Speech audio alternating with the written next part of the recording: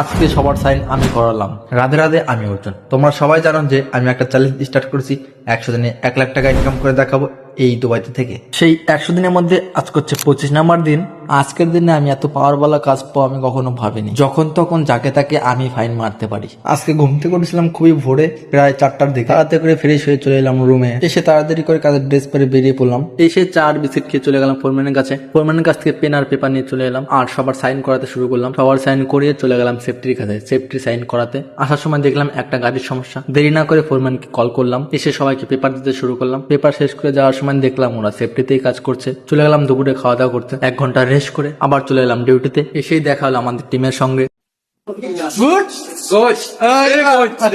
War schon sehr damals Sport. Ja, damals Gola. ওইখান থেকে চলে এলাম। এসে দুজনের ছবি তুললাম, সেফটির কাছে পাঠিয়ে দিয়েছি। বলেছি 2000 দিরাম ফাইন মারতে। ওইখান থেকে বেরিয়ে চলে গেলাম সবাইকে চেক করতে কে আনসেফটিতে কাজ করছে। না, আর কোনো মুরগি পাইনি। আজকের ডিউটির টাইম শেষ। চলে গেলাম বাচ্চার কাছে। আমাদের বাচ্চার অপেক্ষা করতে শুরু করলাম। অপেক্ষা করতে করতে রাত বেজে গেছে 8টা। আর মানুষগুলো অপেক্ষা করতে পারছে না।